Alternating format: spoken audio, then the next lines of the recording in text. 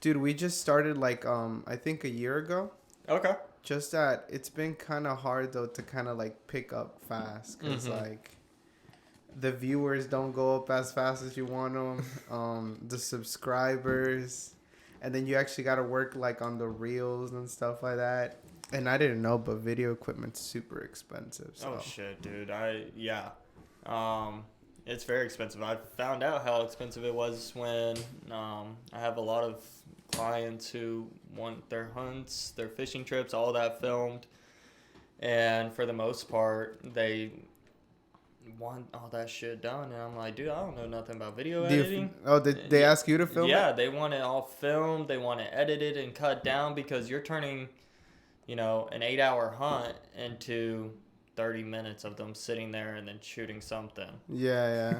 So it's a lot, and I still don't even know. I actually have one of my buddies who kind of helps me out with the hunts. I just started taking him out there. He does all of our video production, everything for him. And he just has to be patient with you guys. Yeah, right? he just sits there, man, and records. He'll turn it on.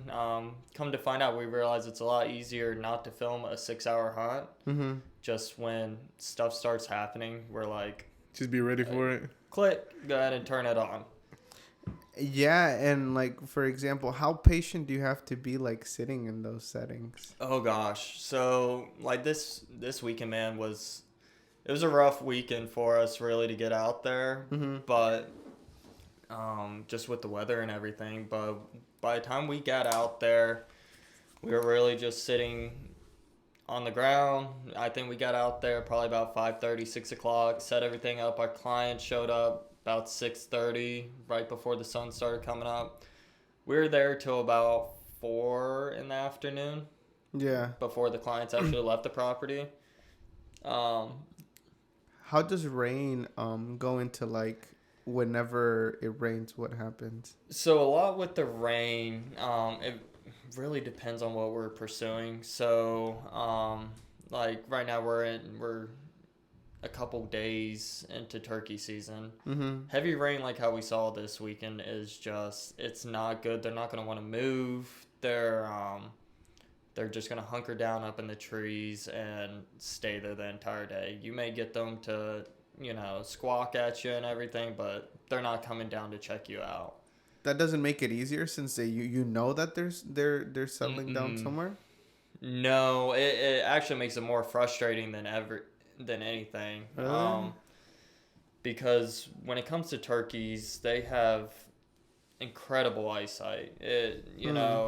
When I first started hunting and I actually started getting into turkey hunting, a lot of people told me like, hey, this is way harder than what you think and everything. And I was like, how hard can it be? Man, I could have a turkey from here to 100 yards away, and if I go up to rub my nose, it sees it and it's gone. It's no longer wanting to be a part of it. Do they move fast? Yes. Not only that, but you have to be able to identify exactly what we're going after. So with the laws, most laws are very general across all the states. North Carolina's a little bit more laxer, especially when it comes to turkeys, just because of our population size that we have here now. Yeah. But there's three different types of turkeys that you'll see out in the wild. You'll see hens, which are your female. They're the ones that lay the eggs. You'll have your jakes, which are typically about a year old. They typically have something called a beard, which almost looks like hair coming off their chest. Ooh. But it'll only come off about an inch. It'll almost look like it's just sticking straight out. And then you'll have your toms. That's, your trophy bird. That's what everyone wants. That's a 6 to 12 inch beard, real deep gobble. He's really he's what, if you look up on YouTube, that's what you're going to see. How old does he have to be to have like that growth on their chest? Typically about a year and a half is really when you start seeing it. Turkey's lifespan nowadays is only 2 years old. Oh. 2 years is about when they're considered a trophy size, and that's what everyone wants. How often do you find? Right now, it's kind of tough because North Carolina's turkey season is actually later than their mating season is. Their mating season was actually last month. back in March. So they're not really pursuing hens like how they were. They're not very territorial towards the jakes. They're not as aggressive. Yeah. As you would see in other states that have their turkey season just a month before ours. A lot of people don't understand that month is such a narrow window in the grand scheme of things that it complicates way more issues and can complicate your hunt in tenfold.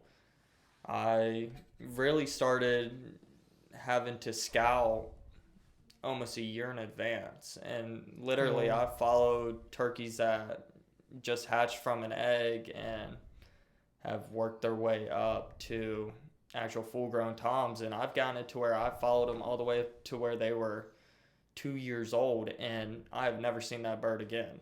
Wow. Because someone gets him or what? Someone could have gotten him. A predator could have gotten him. Yeah. Or he could have just left that property that we're hunting on. So it really just it's a lot harder than people think, and it's a lot harder than any other hunt. Because, yeah, you said they can see from like 100 yards if you like scratch your nose. Then how much can like a deer typically see? So deer are very interesting creatures in the sense that they have decent eyesight, but their problem is they only see in 2 dimensions. So like the pictures on the wall and everything, that's what they see. So they don't have depth of view or anything. So what they'll end up doing is they'll actually end up, if they think something's off, they'll look at it, they'll turn their head away, and then they'll look back at it. So they have a photographic memory. So when they're turning their head away, they remember the exact orientation of something. So when they look back, if something's off in that picture from before, they kind of realize that, hey, something's up here. You know, maybe if I'm sitting up in a tree, they're like, that tree is not how it was when I just looked away 5 seconds ago. Oh, damn. They have really great sense of smell, hearing, just like a lot of animals, but nowhere near the eyesight that you can find on a turkey. That 2-dimension thing is, I didn't know that, because then therefore if you're like sitting up on a tree and he gets you the first time, looks away, and then looks back, and you moved in like a single inch. They'll run away? And of course. And it makes it incredibly difficult for archery hunters. Okay. Yep. So I specialize in archery hunting. So that's your bow and arrow, your crossbows and stuff. Most archery hunters are not just holding their bow in their lap, in their hand, you know, for 6-7 hours a day. It's a heavy piece of equipment over time. About how much do you think it weighs? So a good example for mine, it's with the stabilizer sight, quiver, everything on it, with a couple arrows, you're talking about maybe 5 or 6 pounds. But when you're sitting up in something called a saddle, which is basically like a climbing harness, and you're sitting up in a tree all day, it's not a good experience to be carrying your gear, your body weight, and holding a bow all up into a harness. Yeah, exactly. So typically we hang them on hooks. We try and lose as much weight as we can once we're in the best spot that we think. Yeah. So what are the process that goes into, like, let's say you see your target, what steps do you take then? So a lot of it comes down to, and I don't know if I can cuss or not, but no, you go right ahead. Yeah. First process is, holy shit, that's the one that, you know, I've been stalking, I've been, you know, really pursuing this animal over the year. I've watched it grown. Yeah. And I select, typically when it comes to deer, I'll select my deer 6-8 months out from actual season to hunt. Yeah. Because it gives me a good motivation towards it. I don't like going out and just immediately hunting something. You like preying on it? Yeah, I like seeing it grow. I like seeing that growth. I like being involved in that process. I like, you know, like right now for deer, I'm out there putting 100-pound bags of corn out there for them to eat to get them bigger. Do you think that's the same sentiment that every hunter shares, or is it like everybody has their own? So I'll say this about the hunting community. the hunting community, I would say about 98% of people are in it for conservation, for the environment, for actually those animals. Because a lot of people, a lot of animal rights activists, you can look back at, example, PETA. A lot of people do not like what hunters do. They see, oh, you're going out and killing this poor innocent animal, there's food alternatives or whatever. Yeah. A lot of people don't understand that deer don't have a whole lot of natural predators. They're one of the largest mammals that we have in North Carolina, with the exclusion of bear and now elk. There's not a whole lot that's going to really go after a deer, especially once it's a very sizable deer. Okay. So you let that population keep growing uncontrolled, and a lot of ecosystems have noticed that issue. You remove a large predator out of an ecosystem, those prey will just continue to populate and destroy that ecosystem. It will eventually collapse in on itself because whatever those animals are eating will destroy that food source, and there's nothing really regulating it. So as hunters, we go in there with the understanding that yes, we're killing animals. No one genuinely enjoys killing an animal. Mm-hmm. A lot of it comes down to conservation. We're eating these animals, you know. I know a lot of people who won't even eat them. They don't like the taste of them, but they donate that meat to soup kitchens, or they may know a family that is a little bit lower income that could really use a 300-pound animal. So, like I said though, that's about 98% of our hunting population. For the other 2%, that's the one that you'll always hear about. The guys who are going on people's properties without permission, killing animals out of season, baiting animals to come in just so they can kill them. Oh, dang. It takes a lot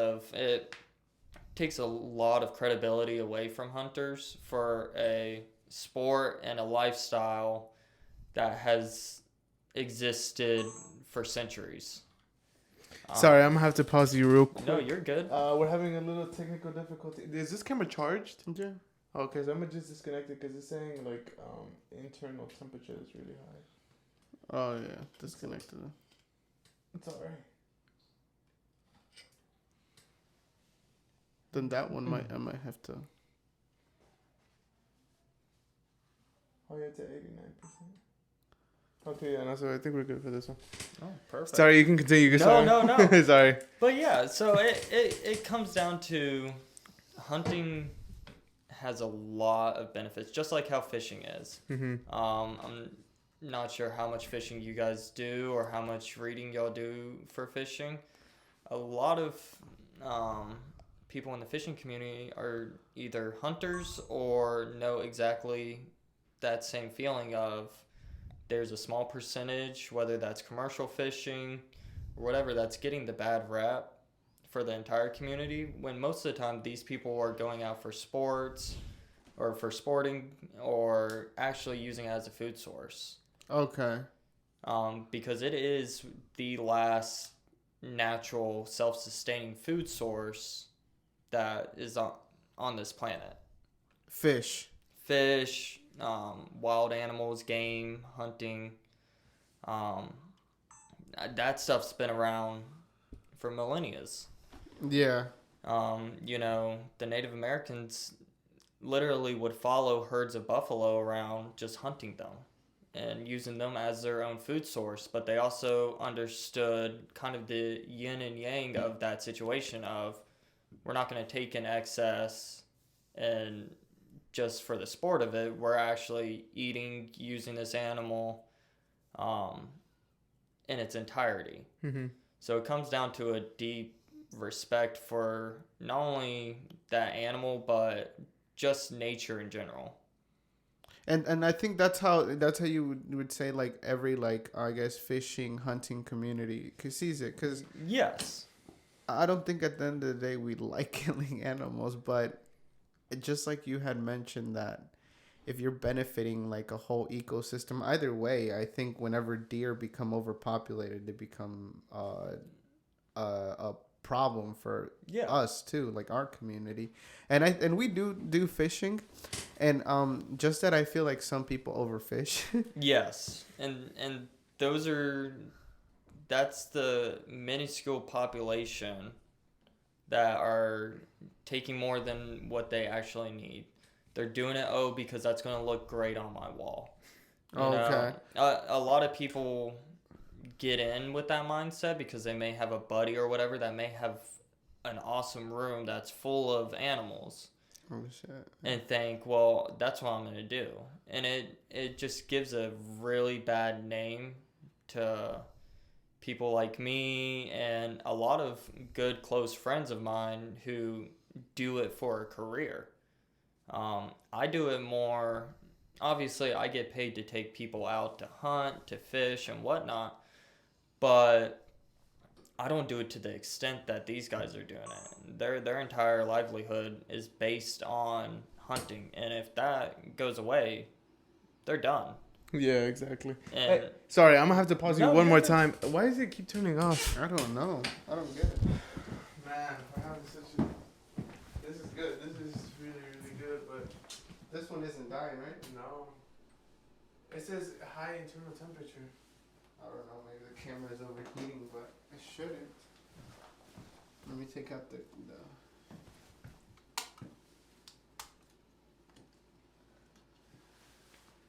This can't be happening. Man, this is... Is the battery hot? No. Let me see. Let's throw it in the fridge real quick. It records for like 2 minutes, and then it turns off. Let me see. I think it was good enough. Let me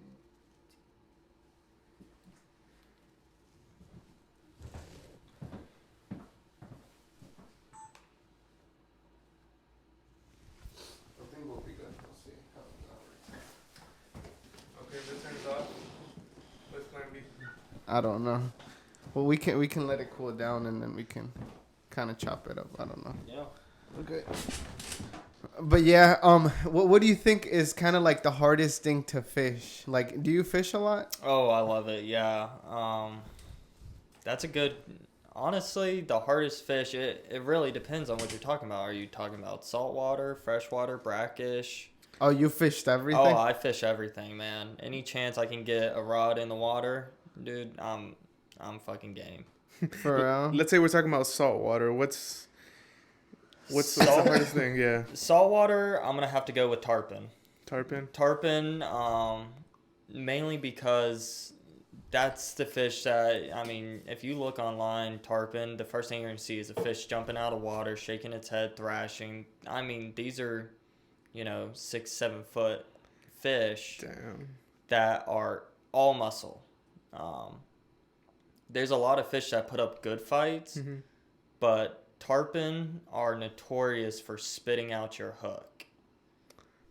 So when they jump out of the water and they're flinging their head around and whatnot, it's very easy for a hook to get dislodged doing that. Because in saltwater you're using circle hooks. Obviously that way you aren't jamming the hook up into their mouth or anything that you would do as if I was bass fishing. You let them eat the actual bait before you start reeling. So I'm dead set on tarpon, dude. They smoke me every time. Because we went to go fish barracuda once, and what barracuda did, it's like they would cut off the line like really easily. Yeah. And that one was a fun fish, I would say, because you'd have to put like a metal like. Yep. So you do something called a metal lead on it. What it is high tension. Literally, it's high tension metal wire. Okay. And most fish in the ocean have teeth. So a lot of times they're going to cut your line if you're not using either high tension braid or some sort of metal leader on it. Yeah. So that's really the big thing with them is you want to, they're, again, incredibly fun fish. They taste great. But yeah, they're notorious for cutting lines on them. Is there any technique that goes into like catching one per se? And like anything that will better your chances of getting it out the water? So the best chance I can say for a barracuda, one, if you're just trying to go out and catch them, get something that's really bright, really shiny, start reeling that sucker in fast, let it, troll behind you. Okay. 9 times out of 10, you're either catching a barracuda or a kingfish. Kingfish are similar to the barracudas, but obviously they're different species of fish. They will tear up your lines. I always try and do about a foot section of metal wire. Oh, that's long. It adds some length to it, but that's going to decrease the possibility of their teeth scraping up against your actual like your mono lines or your braid or anything, because as soon as they get their teeth up there on that line, not only are you losing a fish, but you're probably losing a $15-$20 lure. Yeah. Dude, yeah. I've the fisher guy that we went, because he took us out on his boat. He was just complaining about that. Yeah, man, it gets expensive. I know a lot of times, especially when we start chartering boats out. Yeah. And we have clients that are out there, man. It sucks when you see about $1,000 worth of tackle just gone, because there's nothing you can do about it. You can't be mad at your clients over it, obviously. Okay. They did nothing wrong. It really comes down to it's bad luck, or man, that fish just got damn lucky on that one. And you just gotta shake it off, man, and say, you know what, you're here for these people. You're out here. You're incredibly blessed. You're out on a boat in the ocean fishing. Who wouldn't want to be doing that? Yeah, exactly. And I find a lot of people that don't like fishing, it's just because like, I've gone days like going back to like freshwater. Mm-hmm. I've been out there 14 hours, 16 hours in the day, and I catch nothing. Like not even a bite. And yeah, there are days that I'm like that. Dylan, thank you for coming on. I was about to say, I don't even think I fucking gave my name. Yeah, name's Dylan. Fucking just a delinquent. Running around doing life, man, trying to figure it out like everyone else. Yes, sir. At what age did you marry then? You said you're 23 now, but So I got married at 18, man. Fresh out of high school. Wasn't even a high school sweetheart. It was some chick I met off fucking Tinder. Speaking of which, don't fucking marry the first chick you start dating when you graduate high school. Just as an FYI. It doesn't work out. I know. Shocker. Controversial. Whatever. It's not going to work. I can go ahead and tell you all that right now. were you just in love or what? You thought you were I mean, I was getting my dick sucked at the end of the night. So I was like, this is what love is. I found the one. Yeah, no. Apparently, that's not what it consists of. What'd you find out later then? She's batshit crazy. Okay. I highly doubt she's gonna ever fucking see this, so I don't even fucking care. Yeah, she's fucking batshit crazy. And I mean... Did you make her crazy though? Like, were you doing stuff that was making her crazy? No, dude. There's a lot of warning signs before. Mm-hmm. Like, before we... Like, even at the beginning of the relationship that I chose to ignore... that I now see, and especially in a lot of other people's relationships, I never like to approach from a fucking old man standpoint of like, I've been there, I've done that, I fucking walked that path, stroking my fucking dick or whatever about it. But it really came down to, I made a fucking bad choice. I didn't listen to anyone, my friends, my family, no one. I chose to ignore the warning signs. Come the wedding day, I'm sitting there. I mean, there's pictures out there of me fucking bawling my eyes out like a fucking baby. Half of that's because I was drunk. The other half is because I think I realized subconsciously that this was not, like, the right person at all. Wow. How long after you got married did you? Bro, you guys were like 90-day fiance type thing. We were worse than 90 Day Fiance, but I can promise you that much. I made them look like fucking long-term fucking dating at that point. Long-term dating.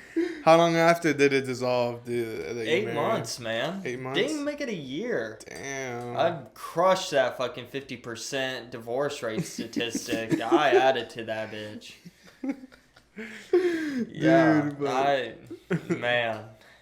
After that, how was dating though? It was rough. It was rough. Every chick, dude. I wanted to be honest about it. I feel like you gotta be honest about that shit. Thank God I never had any kids with this person. Dude, that would have been... It would have been more of a headache than what it is now. Obviously, I'm not saying I would be some fucking deadbeat. But it definitely would have complicated things in life. Big thing is dating. You know, that was always the first thing they asked was, do you... Excuse me, holy shit. Do you have kids? And I was like... Nope. No, thank God. But then the second question was, well, what did you do? It was never, you know, what really happened in the relationship or what did she do or any. And that's the thing in life that I quickly realized is that, you know, it comes down onto the man at the end of the day. You know, they think that, you know, and I had a lot of people fucking stigmatize me and think I was some fucking wife beater, some piece of shit, you know, a fucking freeloader. You know, I got the fucking fair share of bullshit, even though I did nothing wrong. I was the sole provider of the family, you know.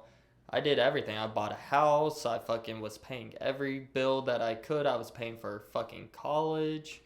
All that. For her? Yeah, out of pocket, man. Damn. And, you know, when it didn't work out, it didn't work out. You know, we moved on. She, you know, was the bane of my existence, but thank God we're officially divorced. I actually got the fucking papers sitting in my car, signed and ready to fucking mail back to the fucking attorneys. But so that was like a 2-3 year process. It was rough, man. And I don't know if it boils down to spite or what. Might. It definitely probably is. Because not only did I have to sell the house that I busted my ass and I had to pay for. Oh, dang. You know, I had to fight for my fucking dog, of all things. I'm like a dog. A lot of people were like, you know, it's a dog, whatever. But that dog meant everything to me. Especially after I lost so much. Everything. I lost, you know, my retirement. I lost everything. To her? Yes. She just took it. Yep. In the great state of North Carolina, go fuck yourself, by the way, if you're listening. They just saw it that way. Wow. And, you know. Like, saw her as the beneficiary because she was... They saw her as this poor thing that, you know, had just gone out of college. Someone had been taking care of her whole life. And felt that she needed a leg up in life, not to figure it out like everyone else did. Meanwhile, when I was 18 years old, you know, my parents said, you know, you either go to school or you go to work. That was my two options in life. You know, my parents never had the money to really just be able to piss away to... Let me go travel the world. Let me do all this stupid shit that people in their early 20s are doing now. So I had to make it work. And I think everyone should be in that position. I think everyone should have to make it work. I think everyone should have to work when they're fucking 16. I think at 18, you know, obviously I'm not giving parental advice or anything, but push that shit on your kids, man. It teaches you. It really teaches you. One, it teaches you to manage your money. And it teaches you how to be a productive member of society. Because if not, shit like what I went through is going to happen to you.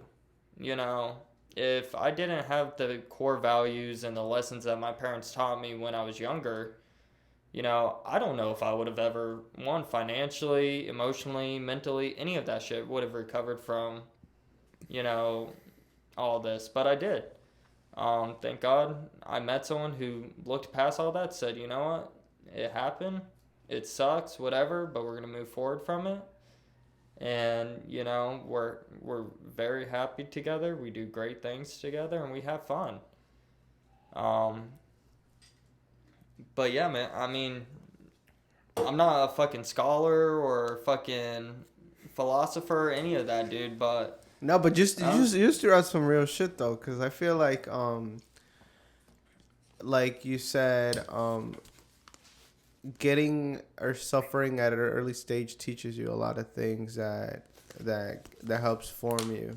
It really does. I think everyone in their life is going to go through financial hardship. It's going to go through relationship hardship. Everyone does that. It's not a specific thing to you, me, or anyone. It's not. Unfortunately, that's just how life's going to be. And I think it's going to come down to who are you at your core really is how you're going to deal with it. Are you the type of person that's going to sit there and cry and be poor me and bitch about it? Yeah. Or are you going to say, you know what? I fucked up. I made a mistake. Fucking let's go, man. You're not going to be able to do anything from fucking sitting down and crying about it. Fucking rub some dirt in it, grow up, move on, dude. Yes, whether you're fucking 18 years old or you're fucking 50 years old, shit happens in life, dude. Yeah, and everyone faces that, just like you said. Everyone faces that situation in one way or another. It might not be the same appearance, but at the end of the day, it's almost like we share the same pain. And oh yeah, man. Everyone's gonna go through that. White, black, brown, yellow, pink, whatever the fuck you want to be. You can be a fucking rainbow for all I care. You're gonna go through some shitty things in your life. No one is sitting here gonna diminish that from you. The thing that people don't like to see, though, is poor me. Why isn't anyone doing anything for me? No one's gonna do shit for you in this life. Because no one gives a shit. No one gives a shit because they're dealing with the same fucking shit that you're dealing with. Yeah. Or they've already dealt with it and they know how to fucking move past it. I think the key, though, is learning how to move past it. You have to learn, whether that's in the moment or what. We are social creatures that learn to adapt and overcome in life. If you can't adapt and overcome some shitty things, dude, I don't know what to tell you. You're not going to last long. You're eventually just going to phase out into society and be a fucking loner out in the woods, I guess. To me, it's crazy how kind of like the human species is just so related to how animals can be. Like, I feel like there are laws set just by nature simply. Oh, of course. That can't be bent no matter what. It's kind of like a whole population of, like, let's say, type of birds will adapt to their climate change or to their environment change. And I think if we see it like that too as humans and begin to see it as what it is instead of what like social media shows us, it's truly that pain forms us. That pain transforms us. Of course. And I'm glad you brought up social media. Social media is the fucking bane of our existence, dude. It really is. It can be used as a great tool to connect, meet people, fucking advertise, whatever the fuck you're doing.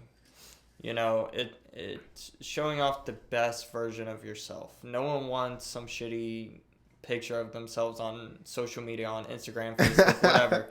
No one wants that, man. But dude, that's what you see though every morning. That's what you see, but you don't look past and, you don't get to see behind that of, okay, that person's going through depression. That person's $600,000 in debt. That person, is gonna fucking do whatever in their life. It's really hard to get past that social media image, and I think that's a problem with a lot of people today.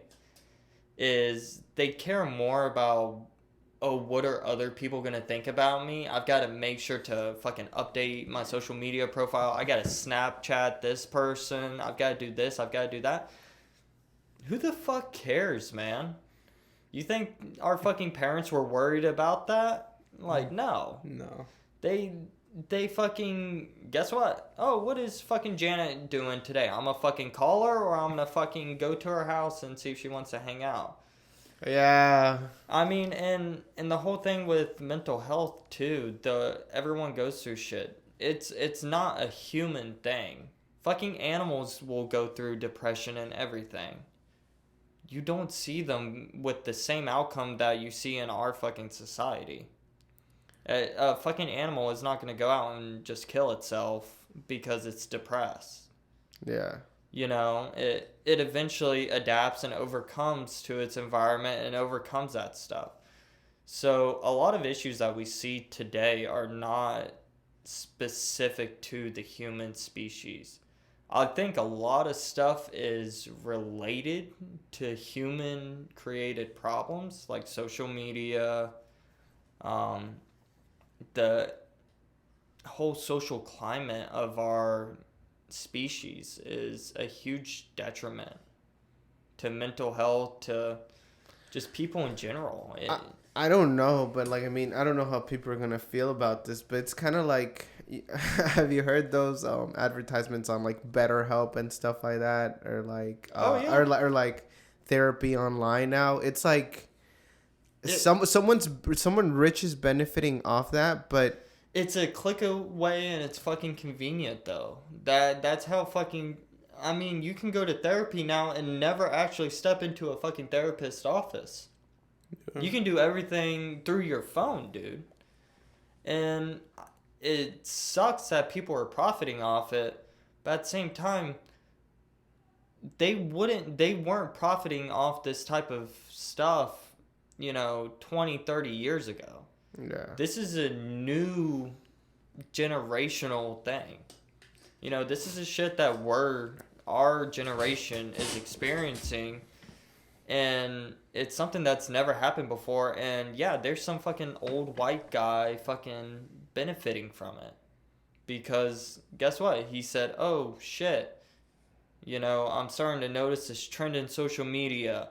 These people want to, their mental health is starting to decline. I'm going to make it easier and faster for people to, quote unquote, get help. Man, if you've ever talked to a fucking therapist, you're not going to get help until like the first 10 sessions in. So you're talking about probably 2 months deep before you actually start digging in deep. It's even worse for fucking men. You fucking, listen, the fucking stereotype men fucking keep their problems to themselves. They don't bitch. They don't cry. Whatever. I don't know, because like, for example, just last week, my dad, I think just yesterday, I was kind of like bitching about something. I was like, Dad, I don't got a car. There's no car. He's like, why are you bitching? He's like, you're the man of the house. Yeah. He's like, man up. And make it work. And that's the thing. I kind of thought about it for a second and like was a wimp for it. But then I was like, okay, if I think about it really solidly, you know what? I do got to take charge of my feelings and how I'm feeling. How am I going to fix this? Yeah, of course. You can't sit there even, because I feel like people around you though are affected. That's the issue. Yes, it really, when it starts affecting the people around you, that's when you want to look at it and say, what am I doing wrong? What can I do to fix it? Because sitting there, like in your example, I don't have a car. What am I going to do? Well, it sounds like there's a pretty simple answer to that solution. Work more, save more, Start changing your situation. To find a solution. Yeah, there's nothing in this world that has an unsolvable solution. Like, there's nothing that's impossible in this world, especially for fucking human-made problems.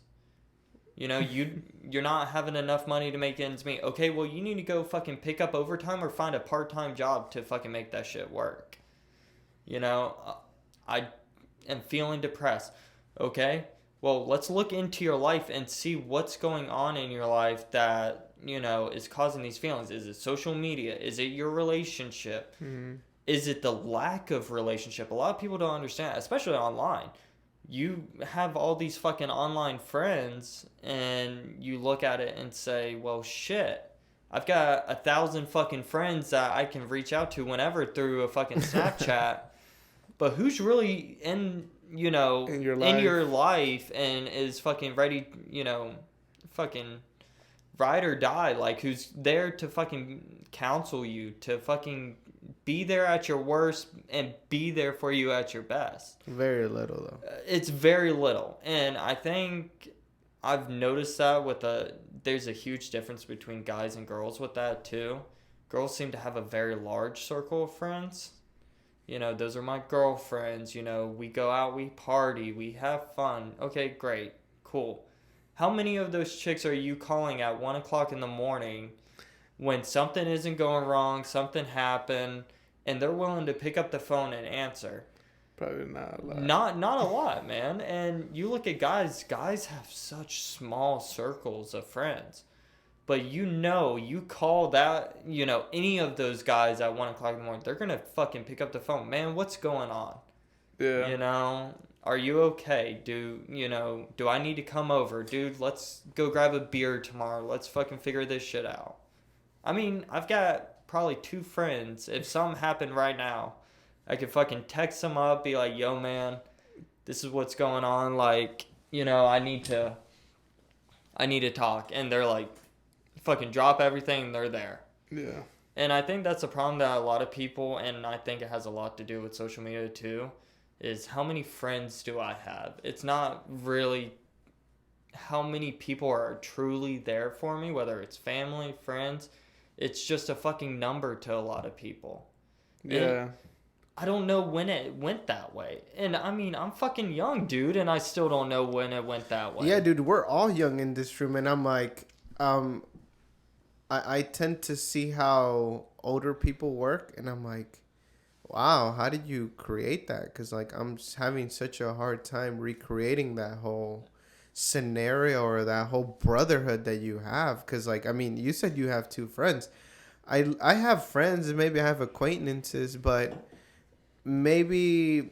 And I don't blame the people that I'm friends with. I mean, maybe they have their own issues going on. They have their own things. So, therefore, I really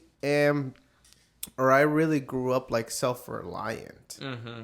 But I can understand though, like kind of like the way that we're going. It's like some women, like you can't just call up your girlfriend to girlfriend. They aren't gonna help out each other. No, and I think that's a lot of things with guys too. Though a lot of guys are similar to that. They want a big group of friends. They care about the big group of friends.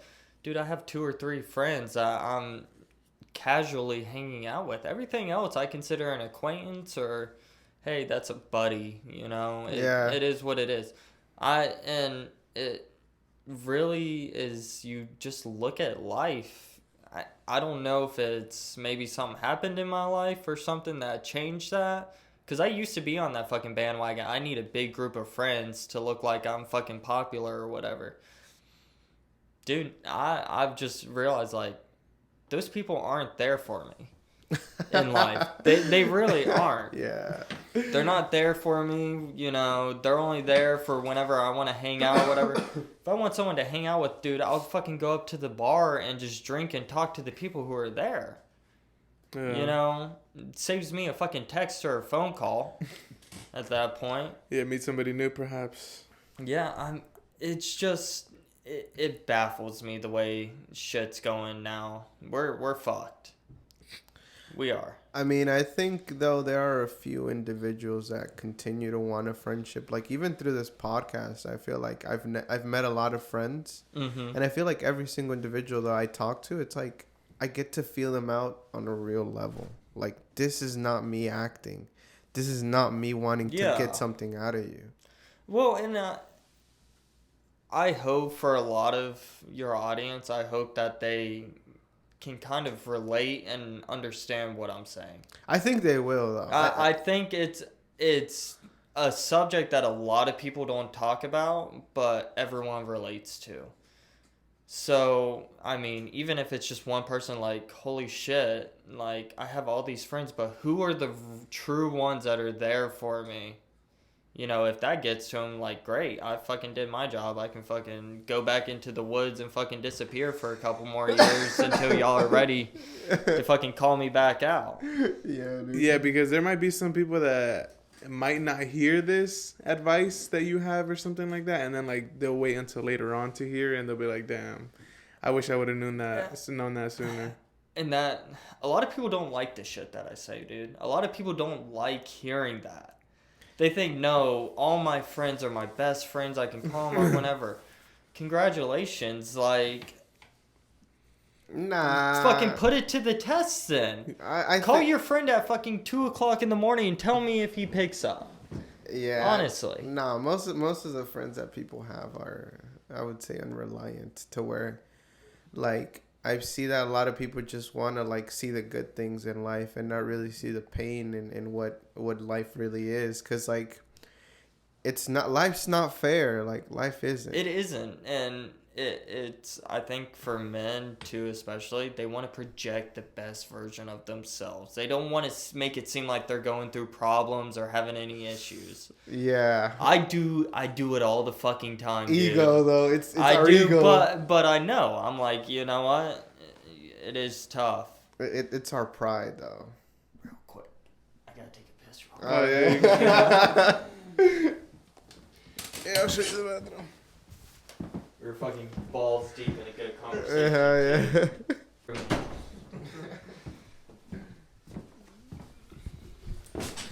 Oh man. Yeah, we were talking just like about our egos. real friends in life and Yeah, how real people friends, fucking egos, man. Egos are the number one killer of guys, I think. Even in, I guess, in our relationships too. Sometimes. It is a detriment to relationships, and that's a hard thing that I had to understand. I think that was one of my biggest things. Okay. I went from a relationship of being the breadwinner, being the man of the house, to I'm a fucking equal now. Yeah. And I think being an equal in a relationship's better than being the fucking sole provider. Yeah, I'm gonna fucking say it because it's true. A lot of people aren't gonna agree with me in that sense. Yeah. Especially a lot of people on the conservative side of things that are saying, you know, the man's supposed to go out and work. The wife's supposed to stay home, take care of the kids. Okay, that's great and all. That doesn't work when you're making $50,000 a year and you're supposed to support, you know, you, your wife, and how many kids you fucking have. That just doesn't work. Yeah. Yeah. This isn't the fucking 50s. Okay. Like, it just doesn't work that way. So, and the fact that people still have that mentality, it just baffles me sometimes. I look at it and I'm like, dude, fucking put your ego to the side for a second and think about the benefits if your girl is out there working, making money. Even if it's, you know, she works a fucking secretary job, you know, whatever, and brings home $30,000 a year salary. Yeah, that still it helps you and it keeps you hunting. It's 30 extra. Exactly. It puts more money in my pocket to let me go out in the fucking woods. Exactly. Which I'm incredibly blessed. You know, my girl now, she doesn't mind it. She doesn't partake in like hunting. She started liking to fish, but okay. you know, but she lets me do my thing, dude. Yeah. And I let her do her thing. You know, we're there for each other. You know, we have our boundaries of hey, this is what's acceptable, this is what's not. We know those clear lines in the sand. And I think we set that very early on in our relationship to the point where we're now, you know, we're still a very new relationship in terms, you know, we're only 7 or 8 months in. Yeah. But, you know, we understand these are clear lines that we do not cross, and it allows us to do far more. I mean, fuck, I'm here talking to you guys, and you know, again, to talk to your audience, and that's because me and my girl have, you know, these nice understandings. Like, listen, my time is my time, your time is your time, but we make sure we have plenty of time for each other. Yeah. True. Time contribution. So, what do you like more, fishing or hunting?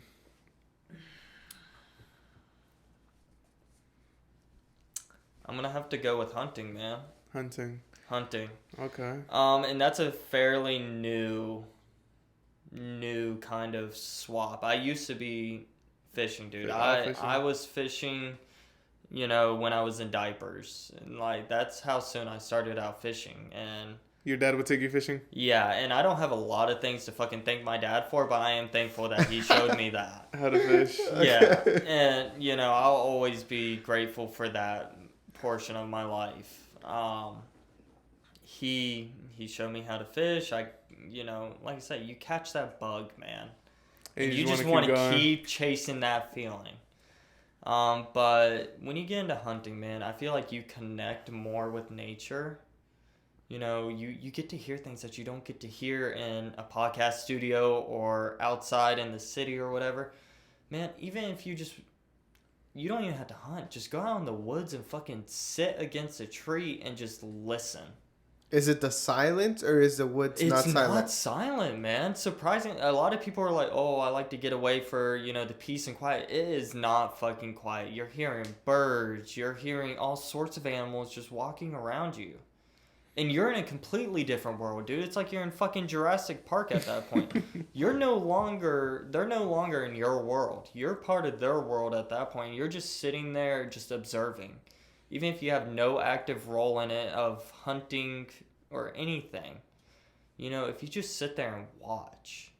That's a good way to see it. It opens your eyes to, there's so much beauty in the world that all the bullshit that you're dealing with in life, just kind of it just disappears, whether it's for a couple of hours or if you just continue to do that. I tell people all the time, if you don't like to hunt, at the bare minimum, just go out for a couple hours and sit in the woods. Don't go sit out on your porch where you're hearing fucking TV cars, in the background, TVs, kids screaming.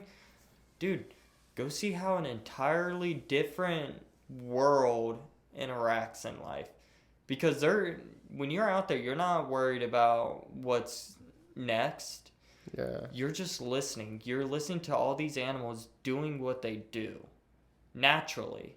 And you look at it like, holy shit. Like they're not worrying about a fucking 9 to 5. They're not worrying about a paycheck. They're not worried about their relationship.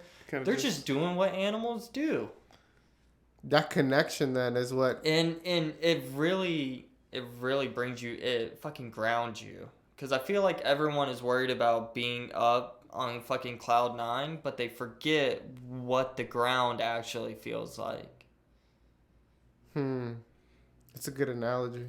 Yeah, that's a good comparison, because I think it helps just even losing signal on your phone. Yeah, dude, go somewhere where you just don't have fucking signal. Just for a couple hours.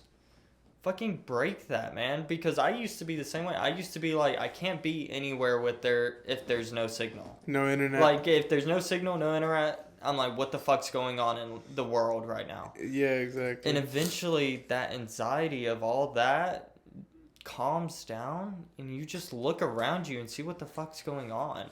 Yeah, that's the feeling I get when I go fishing. Yeah. You just kind of forget about everything. You're just out there. And again, you don't have to get into hunting. You don't have to get into fishing to do that. Just go into the woods. There is plenty of hiking trails. There's plenty of areas all across this country and all across the world that you can just go out and just see nature for what it is. And I think that that's a big thing that people forget how to do. Is just step away and disconnect, man. Enjoy Earth. And enjoy what you have. Because, again, there's no guarantee that fucking tomorrow it's going to happen. I could walk out here, get in my car, and fucking get T-boned and killed by someone. I mean, there's no guarantee of it. But I also think back into everything that's happened in my life, all the experiences I've got to happen. I've gotten to see nature and the world for what it is. And I look back at it, I'm like, I wouldn't change a single fucking thing in life. Yeah, exactly. You just feel a sense of calm and, I don't know, tranquility about just being away from the stress of the world for even a couple of hours. that you'll never find. There's no fucking medication for it. There's no fucking app for it. I mean, there's nothing anyone can do for you to experience that. And I think everyone should have to fucking do it. You know, and if like we might have to cut it, but if anyone wants to get out there, can they contact you to take them out hunting? Yeah, of course. Main thing is Instagram. Dylan Monroe 667. Okay. At Instagram. Shoot me a DM. I know my account's on private. That's because I do get a lot of people trying to reach out. So I have to kind of filter through the ones that genuinely want to go out and the ones that don't. Or even if you just want to talk, man. Like, I'm here. I've got free time. You know, I may not be the quickest at responding, but I'll always try and fucking filter through what I can to actually get back.